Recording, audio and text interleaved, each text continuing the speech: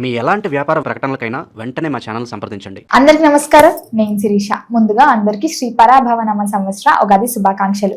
ప్రస్తుతం మనతో పాటు ఉన్నారు ప్రముఖ ఆధ్యాత్మికవేత్త, జ్యోతిష్య పండితులు డాక్టర్ వేణుగోపాల్ గారు. గురుగారితో మాట్లాడదాం. నమస్కారం గురుగారు. నమస్తే. గురుగారు, ముందుగా మీకు కూడా ఉగాది శుభాకాంక్షలు అండి. మీ అందరికీ కూడా అమ్మా, ప్రేక్షకులందరికీ కూడా శ్రీ పరాభవనామ సంవత్సరం తెలుగు సంవత్సరం ఉగాది పండుగ శుభాకాంక్షలు. గురుగారు, ఉగాది విశేషంగా మరి ద్వాదశి రాశులు అయిన మొదటి రాశి మేష రాశి వారికి ఈ సంవత్సరం ఎలా ఉండబోతుందంటారు? ఎలా కలిసి వస్తుందంటారు?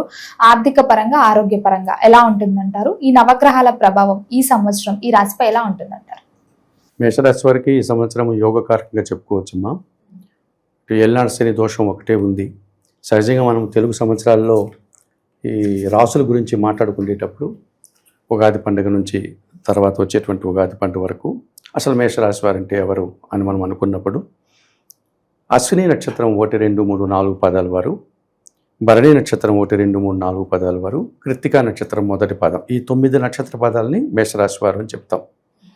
ఈ సంవత్సరం వీరికి ఆదాయం 11, వ్యయం 5, రాజ్యపూజ్యం 2, అవమానం 4గా చెప్పడం జరిగింది. సహజంగా మేషరాశి వారికి 2025 మార్చి నుంచి ఏలినాడు శని ప్రారంభమైంది. అంటే మీనరాశిలో శని భగవానుడు సంచరించడం వల్ల మేషరాశి వారికి అది వ్యయభావం 12వ భావం అయింది. కాబట్టి వృత్తి ఉద్యోగ వ్యాపారంలో పనిభారం ఎక్కువ ఉంటుంది, శ్రమ అధికంగా ఉంటుంది, ఎక్కువ తిరగడం కూడా ఉంటుంది. అంటే కొంతమంది ఉద్యోగరీత్యా ప్రయాణాలు చేసేటువంటి వారికి కానీ, ప్రయాణాలు చేయనటువంటి వారికి కూడా ఈ ఏలినాడు శని ప్రభావంతో ఇక్కడి నుంచి ఇంకొక వారికి సంస్థ ఏదైనా బ్రాంచ్ లాంటిది పెడితే అక్కడికి వెళ్ళి పనిచేయడం కానీ, లేకపోతే ఇంకొక చోటికి బదిలీ కావడం కానీ, ఇలాంటి తిప్పట ప్రయాణాల యొక్క తిరుగుదల అనేది ఎక్కువగా ఉంటుంది. సో కష్టం ఉంటుంది, పని కోసం తిరగాల్సిన పరిస్థితి ఈ సంవత్సరం కనిపిస్తుంది. అయితే ప్రధానంగా మేషరాశి వారికి గురువు ఈ సంవత్సరం 3వ భావంలో మిథున రాశిలో సంచరిస్తున్నాడు. ఈయన ఈ 2026 జూన్ 2వ తారీఖున ఆయన 4వ భావం కర్కాటక రాశిలోని ప్రవేశిస్తాడు. ఎప్పుడు కూడా గురువు కర్కాటక రాశిలో ఉచ్చ స్థానాన్ని పొందుతాడు. అంటే మరింతగా ఉన్నత స్థానాన్ని, ఆయన ఇవ్వాల్సినటువంటి దాన్ని మరింతగా ఇచ్చేటువంటి లక్షణాలన్నీ గురువు గారికి కర్కాటక రాశిలో వస్తుంది. అదే మకర రాశిలోకి వెళ్తే నీచబడతాడు, బలహీనపడతాడు. సహజంగానే గురువు అంటే చాలా మంచివాడు, విద్యలకు కారకుడు, పరోపకార తత్వం ఉన్నవాడు. ఏదైనా ఒక పని చేస్తే అది బాగా విస్తరణ జరుగుతుంది. ఒక సద్గుణ సంపన్నుడు మనం బృహస్పతి దేవగురుగా భావిస్తూ ఉంటాం.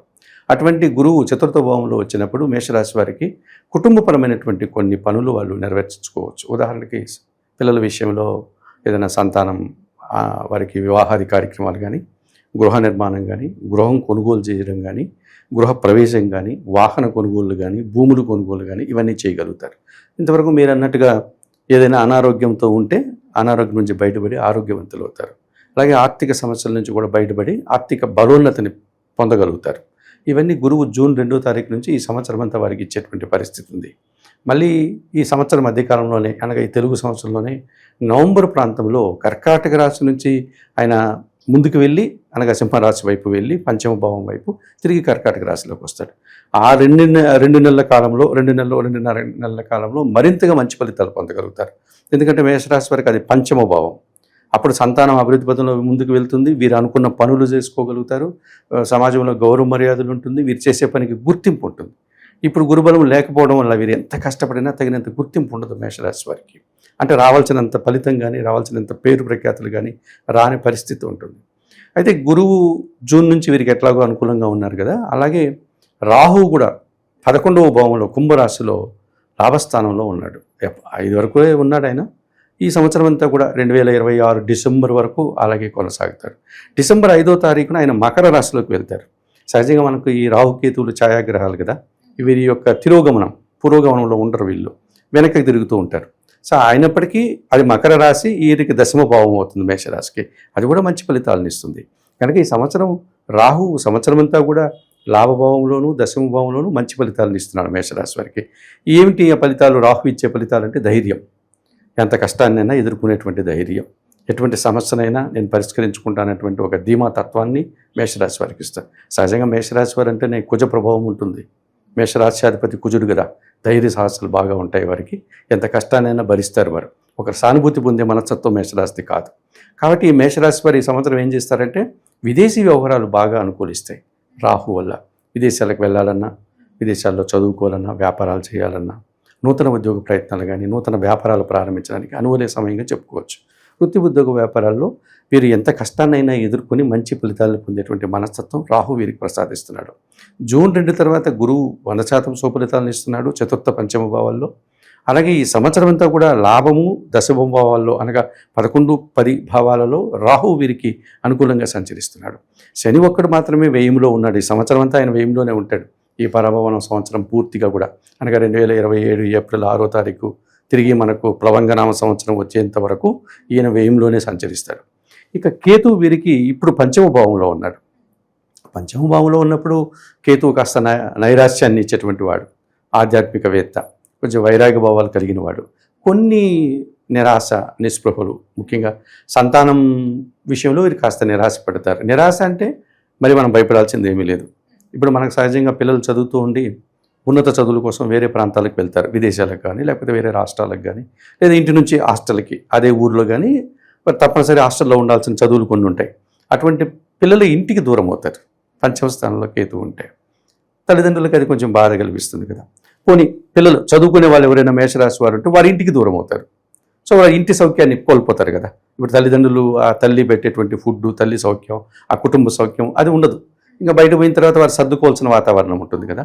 ఈ రకంగా ఈ మేషరాశి వారికి కేతు పంచమ స్థానంలో ఉండడం వల్ల కాస్త సుఖాలకు దూరం కావడం, లేదా కొన్ని వ్యక్తిగత విషయాల్లో ఒక రకమైన నిరాశ, అశాంతి. అలాగే వీరికి మళ్ళీ చతుర్థ భావంలో ఈ డిసెంబర్ నుంచి కేతు మళ్ళీ సింహరాశి నుంచి కర్కాటక రాశిలోకి వెళ్తాడు. ఆ రకంగా వెళ్ళడం కూడా ఆయన నిరాశని కలిగిస్తాడు. సో కేతువు కాస్త వీరికి అశాంతిని, నిరాశని ప్రసాదిస్తున్నాడు. శని భగవానుడు వ్యయంలో పని భారాన్ని, కష్టాన్ని ఇస్తున్నాడు. చిన్న చిన్న అనారోగ్య సమస్యలు ఉంటాయి. వయసురీత్యా పెద్దవాళ్ళు ఎవరైనా ఉంటే మేషరాశి వారు శారీరకమైనటువంటి బడలిక, శారీరకమైనటువంటి బాధలు అంటే మోకాలు నొప్పులు కావచ్చు, నడుము నొప్పులు కావచ్చు, ఇలాంటి సమస్యలు రావడానికి అవకాశం ఉంటుంది. సో 2026లో మనకు వస్తున్నటువంటి ఈ మార్చి 19వ తారీఖున ప్రారంభమయ్యే తెలుగు ఉగాది సంవత్సరం శ్రీ పరాభవన సంవత్సరంలో మేషరాశి వారు తప్పనిసరిగా శనీశ్వర దర్శనం చేసుకోవాలి. శనీశ్వర దర్శనం అంటే మనకు ఎక్కడ పడితే అక్కడ పుట్టగొడుగులాగా శనీశ్వర ఆలయాలు వచ్చేసాయి. అలా కాకుండా కాస్త చారిత్రకమైనటువంటి నేపథ్యం కలిగిన, మంచి స్థల పురాణం కలిగినటువంటి ఆలయాలు కొన్ని ఉన్నాయి. మనకి ఇప్పుడు తమిళనాడులో తిరునల్లారు అనే ప్రాంతంలో చాలా ప్రాచీనమైనటువంటి శనీశ్వర ఆలయం ఉంది. అది నలదమయంతులకి శని విమోచన కలిగించినటువంటి దేవాలయం. ఏ త్రేతాయుగం నాటిదో అని చరిత్రలు చెప్తున్నాయి. అటువంటి ఆలయ దర్శనం చేసుకోవచ్చు అవకాశం ఉన్నవారు. అలాగే తెలుగు రాష్ట్రాల్లో, ఆంధ్ర రాష్ట్రంలో మందవల్లి అనేటువంటి ప్రాంతంలో కూడా ఒక శనీశ్వర ఆలయం ఉంది. ఇటువంటివి దర్శనాలు చేసుకోవచ్చు. అంత దూరం మేము వెళ్ళలేము, అంత శక్తి మాకు లేదు అనేటువంటి వారు వారికి అందుబాటులో ఉన్నటువంటి శివాలయానికి శనివారం రోజు వెళ్ళి పాలాభిషేకం నిర్వర్తించిన కొంతవరకు శని దోషం నుంచి బయటపడడానికి అవకాశం ఉంటుంది. ఇక పంచమ చతుర్థ భావాల్లో కేతువు కాస్త నిరాశను కలిగిస్తున్నాడు కనుక నిత్య గణపతి ఆరాధన చేసుకుంటే సరిపోతుందమ్మా. ఒక చిన్న గణపతి స్వామిని ఏర్పాటు చేసుకొని చక్కగా కూర్చోనేటువంటి గణపతిని, మన బొటన వేలంతటి సైజు ఉన్నటువంటి గణపతి విగ్రహాన్ని ఇంట్లోనే పెట్టుకొని చక్కగా రోజు ఆయనకి స్నానం చేయించి ధూపము, దీపము, నైవేద్య సమర్పణ చేస్తే చాలు. ఒక దీపం వెలిగించాలి, ఒక అగరబత్తి లాంటిది మంచిది పెట్టాలి, కెమికల్స్ అవి లేకుండా కాస్త మంచిది. మనకు గోపంచకాలతో తయారు చేసిన కొన్ని దొరుకుతాయి. అటువంటి ఒక అగరబత్తి వెలిగించి ఏదో ఆయనకి మీ శక్తి కొలది నైవేద్య సమర్పణ చేయగలిగితే ఒక పండు పదార్థం, స్నానం చేసి వండినటువంటి పదార్థం పెట్టి గణేశాష్టకం చదువుకోవడం. ఆయన కూడా వాళ్ళ తండ్రిలాగా నిరాడంబరుడు. గరికమాల ఎత్తిపోయి ఇచ్చిన గరికలు ఎత్తిపోయి పాదాల దగ్గర పెట్టినా సంతోషిస్తాడు. ఇటువంటి పరిహారాలు చేసుకోవడం వల్ల మరింతగా మంచి ఫలితాలను మేషరాశి వారు ఈ తెలుగు సంవత్సరంలో అందుకోగలుగుతారు. గురుగారు, మొత్తం మీద ఈ సంవత్సరంలో మేషరాశి వారికి ఎలా ఉండబోతుంది, ఎలాంటి జాగ్రత్తలు తీసుకోవాలో తెలియజేసినందుకు ధన్యవాదాలండి.